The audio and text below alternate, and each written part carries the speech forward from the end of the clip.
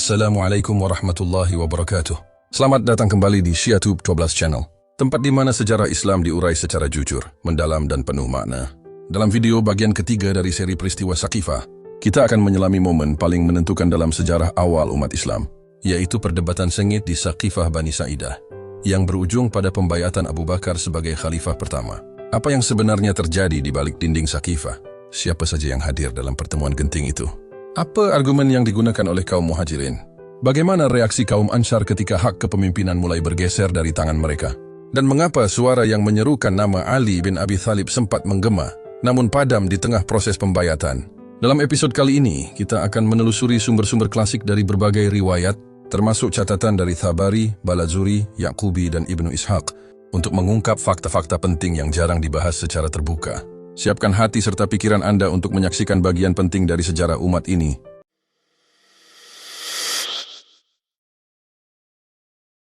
Pada sore hari yang menegangkan, Senin, tanggal 12 Rabiul Awal tahun ke-11 Hijriah, langit Madinah seolah menampung duka umat yang masih terkejut akan wafatnya Rasulullah.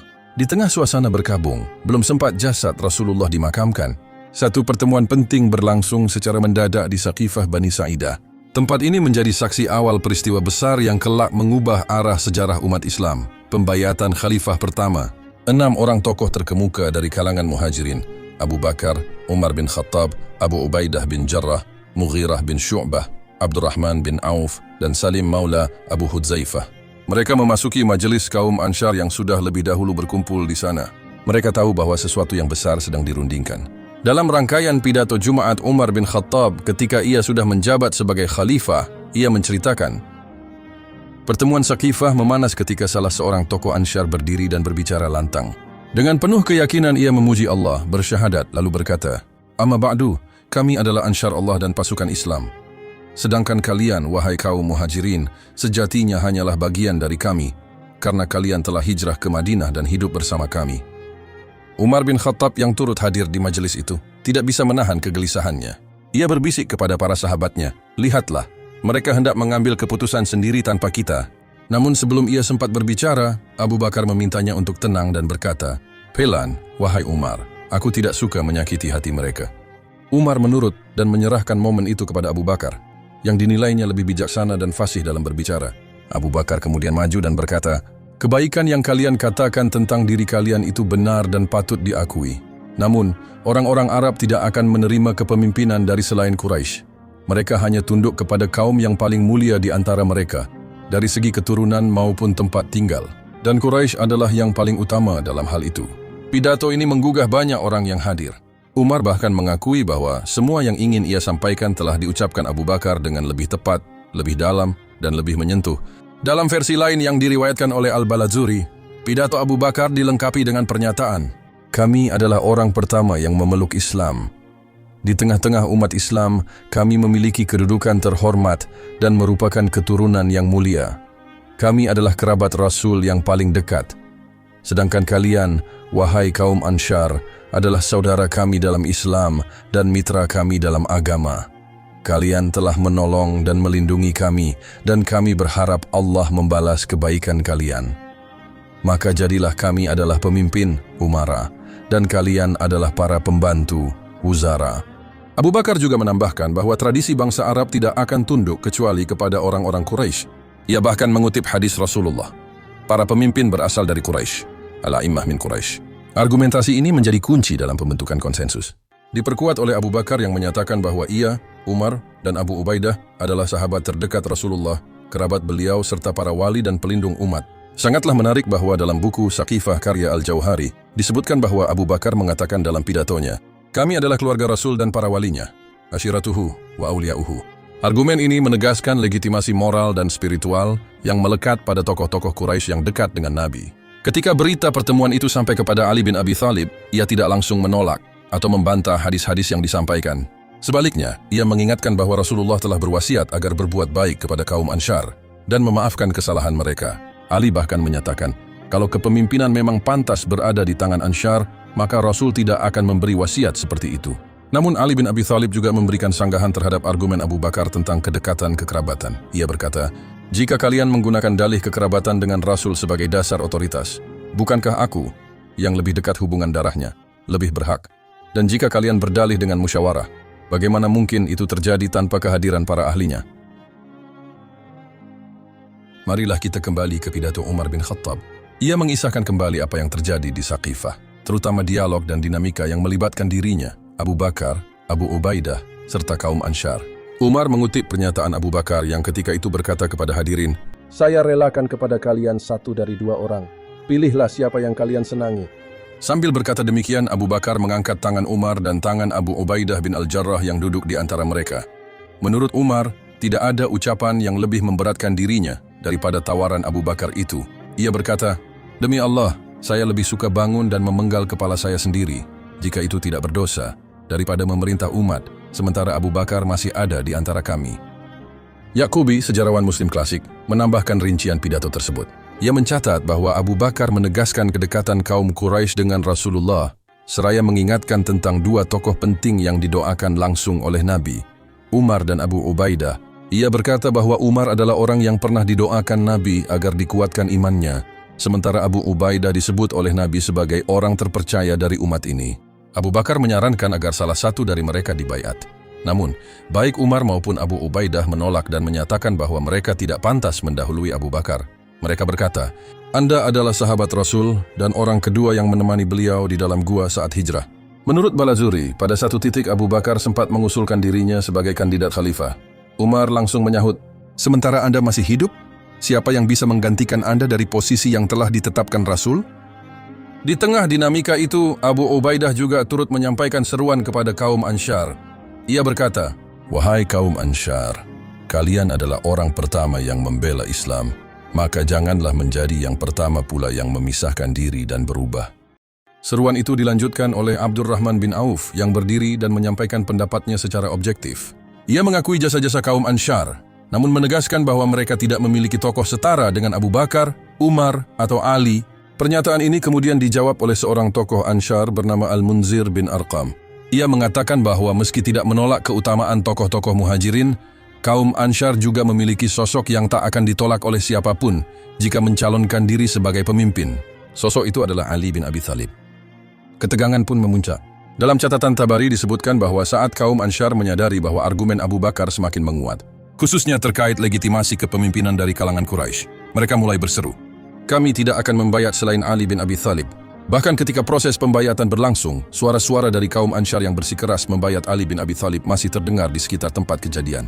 Dalam bagian lain pidatonya, Umar bin Khattab mengutip perkataan seorang Ansyar yang ingin mencari solusi kompromi. Orang itu berkata, "Saya adalah tunggul tempat unta menggosokkan badannya dan pohon tempat orang berteduh. Biarkan kami mengangkat seorang pemimpin dari kalangan kami dan kalian mengangkat seorang pemimpin dari kalangan kalian sendiri, wahai Quraisy." Namun suasana yang sudah memanas membuat situasi semakin tidak terkendali. Untuk menghindari perpecahan lebih jauh, Umar mengambil keputusan cepat. Ia berkata kepada Abu Bakar, "Bentangkan tangan Anda, wahai Abu Bakar." Abu Bakar pun membentangkan tangannya, lalu Umar membayatnya di hadapan semua orang. Setelah itu kaum muhajirin mengikuti, disusul oleh sebagian dari kaum Ansyar. Namun tidak semua Ansyar menerima pembayatan ini dengan tenang. Ketika sebagian dari mereka melihat keputusan itu sebagai ancaman terhadap kepemimpinan tokoh mereka, yaitu Sa'ad bin Ubadah, suasana pun menjadi tegang. Dikisahkan bahwa sejumlah orang meloncat ke arah Sa'ad bin Ubadah dan terdengar suara yang berkata, "Kamu membunuhnya." Umar menjawab, "Allah yang membunuhnya." Demikianlah akhir dari khutbah Jumat Umar bin Khattab yang mencatat seluruh proses pembayatan Abu Bakar di Saqifah. Riwayat ini dituliskan oleh Ibnu Ishaq dan bersumber dari Abdullah bin Abbas. Tabari memuat secara lengkap pidato seorang Ansyar yang bernama Hubab bin Munzir tersebut melalui Abu Mikhnaf yang mendengar kesaksian Abdullah bin Abdurrahman bin Abi Amra al-Ansyari. Hubab bin Munzir berkata dengan suara lantang, "Wahai kaum Ansyar, kuatkanlah diri Anda dan bersatulah agar orang lain melayani kalian dan tiada seorang pun yang akan melawan kalian. Apabila tidak, maka orang-orang ini akan bertindak menurut rencana Abu Bakar yang baru saja kalian dengar. Biarlah kita memilih seorang pemimpin dan dari mereka seorang pemimpin."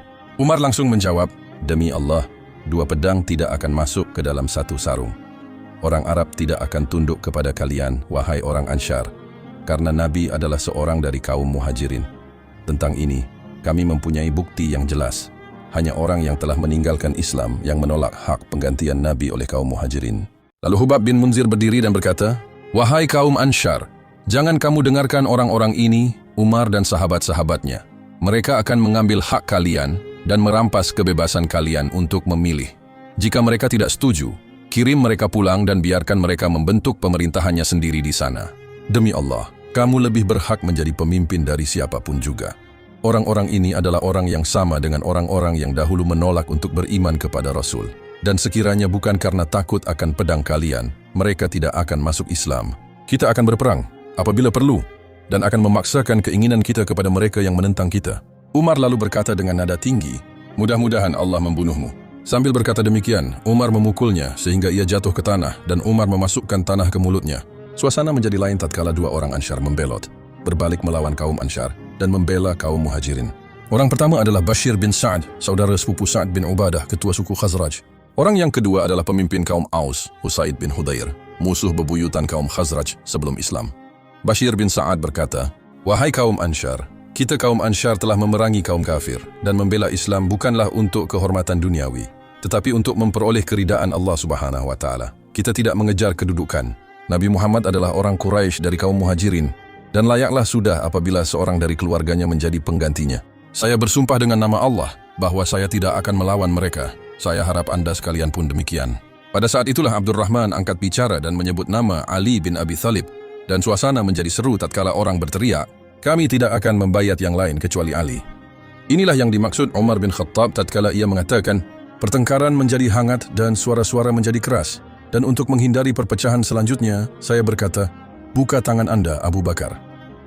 Dan sebelum Umar membaiat Abu Bakar, ia telah didahului oleh Bashir bin Sa'ad. Hubab bin Munzir berteriak kepada Bashir bin Sa'ad, "Wahai Bashir bin Sa'ad, hai orang durhaka, orang tuamu sendiri tidak menyukaimu. Engkau telah menyangkal ikatan keluarga. Engkau tidak mau melihat saudara sepupumu menjadi pemimpin."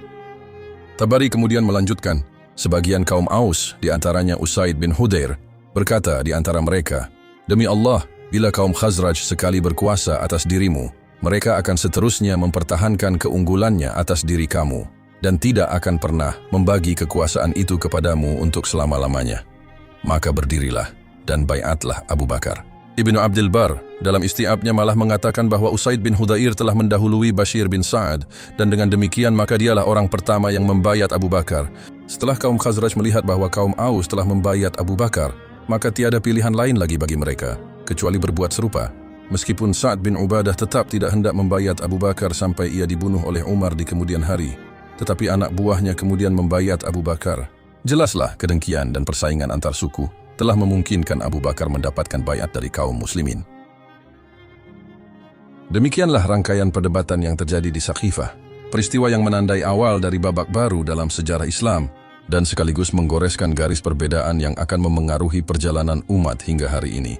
Kita telah melihat bagaimana ketegangan antara kaum Ansyar dan Muhajirin memuncak, bagaimana suara-suara yang menyerukan nama Ali bin Abi Thalib sempat bergema, dan bagaimana politik, suku, serta narasi-narasi keutamaan silih berganti dipertarungkan di tengah kekosongan kepemimpinan pasca wafatnya Rasulullah.